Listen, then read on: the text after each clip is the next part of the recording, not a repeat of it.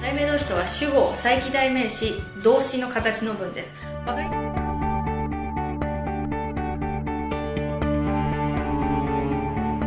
わかりにくいので文章にしてみると Je m'appelle Yuka, tu t'appelles Juliette, il s'appelle Paul, elle s'appelle Marie, nous nous appelons, vous vous appelez, il s'appelle, elle s'appelle,のme, te, ce, nous, vous これを再起代名詞と言います。今回はこの代名詞の4つの用法をご紹介したいと思います。1つ目は再帰的、自分を何々する、自分に何々するという意味で、すは直接目的語になるものと間接目的語になるものがあります。2つ目は相互的、お互いに何々するという意味で、主語は nous, vous, il, elle, on の複数形のみで、すは直接目的語になるものと間接目的語になるものがあります。3つ目は受動的、何々されるという意味で、受動体の意味と近くなります。主語は s'appeler や se nommer を除いて物になることがほとんどで、すは常に直接目的語です。4つ目が題名動詞の形で独自の意味を持つもの、もしくは題名動詞の形でしか存在しないもので、すは直接目的語になります。では早速いってみましょう。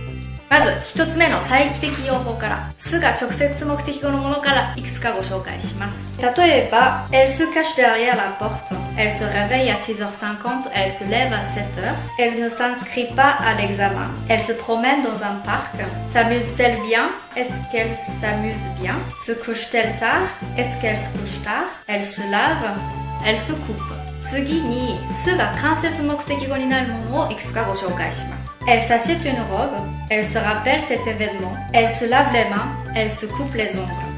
続いて2つ目の相互的、すが直接目的語になるものからご紹介します。例えば Ils s'aiment l'un l'autre, nous nous rencontrons, elle se voit souvent。 次にすが間接目的語になるものをいくつかご紹介します。 Elles s'écrivent l'une à l'autre, ils ne se parlent plus l'un à l'autre。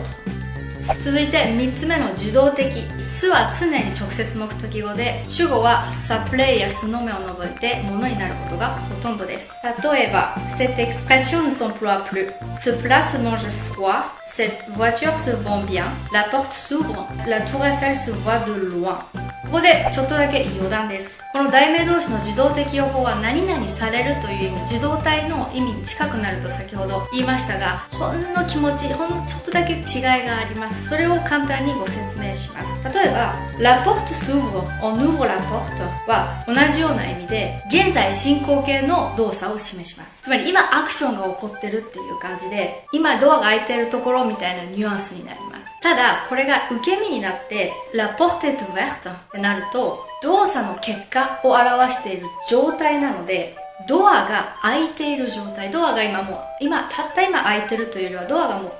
開ききって今開いている状態というニュアンスになるので、ちょっとだけ意味が違くなります。他にも La tour Eiffel se voit de loin, On voit la tour Eiffel de loin は習慣的な、この2つの文は習慣的に常にといったようなニュアンスを含むことができるんですけれども、受け身の La tour Eiffel est vue de loin にすると、習慣的な常にといったニュアンスを含むことができずに、今エッフェル塔が遠くから見えてるよ、常にではなくて今見えてるよっていう風な感じ、受動体にすると、習慣的な常にといったニュアンスが含まれなくなるっていうのがちょっとした違いです。